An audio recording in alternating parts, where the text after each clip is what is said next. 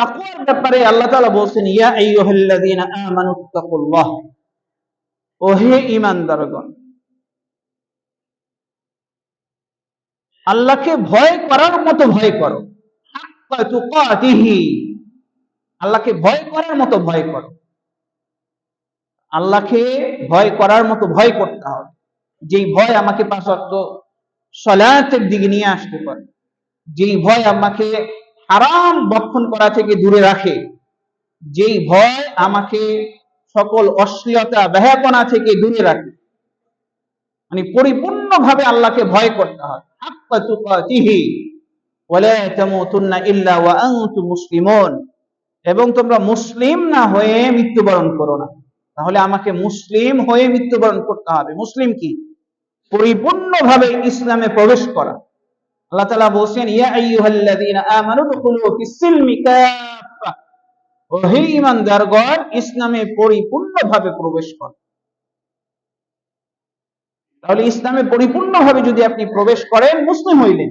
ইসলামের সমস্ত বিধান, ইসলামের সমস্ত কর্মগুলাকে আপনি মনে প্রাণে মেনে নেওয়া এবং সাধ্য অনুযায়ী আপনি আমল করা। ফরজ কাজগুলা তো করতেই হবে, এরপরে সাধ্য অনুযায়ী নফল কাজগুলো আপনি করা। তাহলে সালাতের মাধ্যমে আপনার তাকওয়া অর্জন হয় এবং তাকওয়ার পরিণতি অনেক ভালো, অনেক উত্তম। আল্লাহ তাআলা কোরআনুল কারীমে বলেছেন, ওয়াতাযাওয়াদু ফাইন্না খায়রাজ যাদিত তাকওয়া, তোমরা পাথেয় সংগ্রহ করো, সবচেয়ে উত্তম পাথেয় হচ্ছে তাকওয়া। পাথেয় কি? আমরা যখন সফর করি আমাদের প্রয়োজনীয় জিনিসগুলা নিয়ে নেই, এগুলা দরকার আমার। তো আখিরাতে সবচেয়ে বেশি আপনার প্রয়োজন হবে আপনার কর্ম, আপনি কি করেছেন এই দুনিয়াতে, এটা হচ্ছে পাথেয়। আপনার কর্মগুলা আপনার আখিরাতের পাথেয়। আপনার আখিরাতে যখন আপনার হিসাব নিকাশ শুরু হবে, তখন এই দুনিয়াতে কি পরিমাণ সালাত আদায় করেছেন, কি পরিমাণ যাকাত দিয়েছেন, কি পরিমাণ রোজা রেখেছেন, কি পরিমাণ দান সদকা করেছেন, এগুলো সব আখিরাতে কাজে লাগবে। ওগুলো আখিরাতের পাথেয়। আখিরাতের পাথেয় সংগ্রহ করবেন কোথা থেকে? দুনিয়ায় থেকে। দুনিয়ায় আপনি কি পরিমাণ তাওহীদ বুঝেছেন, কি পরিমাণ আপনি ইবাদত করেছেন। এর জন্য আল্লাহ বলেছে, ওয়াতাযাওয়াদু ফাইন্না খায়রাজ যাদিত তাকওয়া, সবচেয়ে উত্তম পাথেয় হচ্ছে তাকওয়া। তো তাকওয়া অর্জিত হয় আপনার ভালো ভালো কাজের মাধ্যমে। আপনার মধ্যে যদি তাকওয়া থাকে, আপনার আমল কবুল করা হবে। আল্লাহ বলেছে, ইন্নামা ইয়াতাকাব্বালুল্লাহু মিনাল মুত্তাকিন, নিশ্চয়ই আল্লাহ তাআলা মুত্তাকিদের আমল কবুল করবেন। আপনার মধ্যে তাকওয়া থাকতে হবে।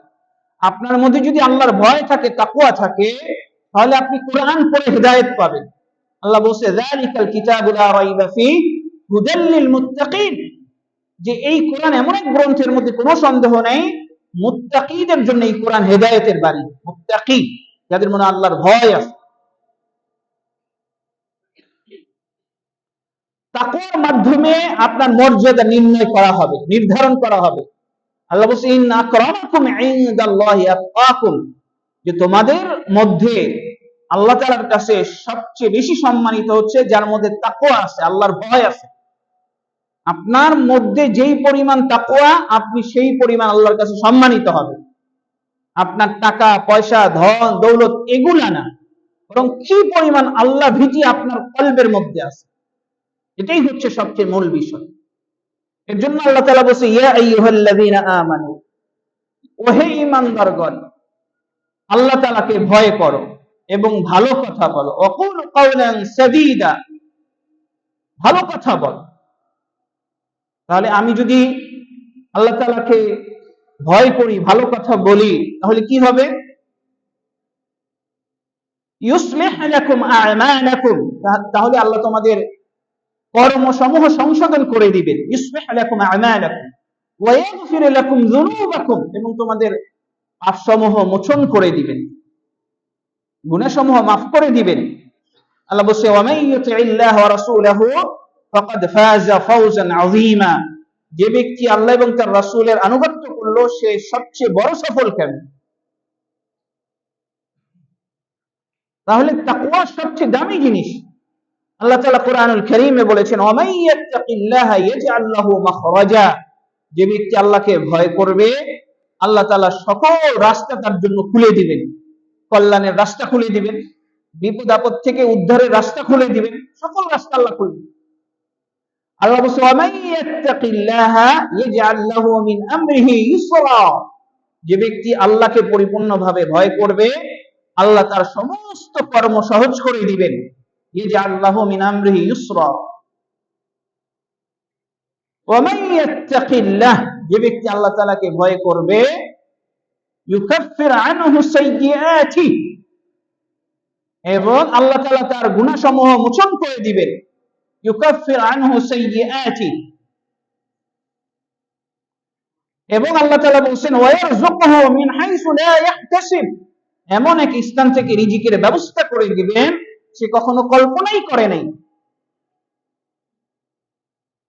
এবং আমি যদি তাকওয়াবান হই, মুত্তাকি হই, আল্লাহ বলেন ওয়ায়ুযিম লাহু আজরা, তাকে বিশাল প্রতিদান দেওয়া হবে।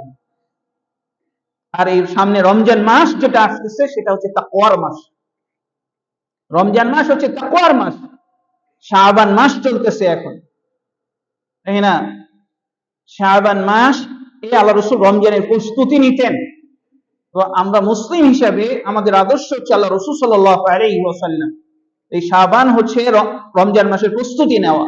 এর জন্য আল্লাহ রাসূল সাল্লাল্লাহু আলাইহি ওয়াসাল্লাম শাবান মাসে অনেক বেশি রোজা রাখেন। আমাদের উচিত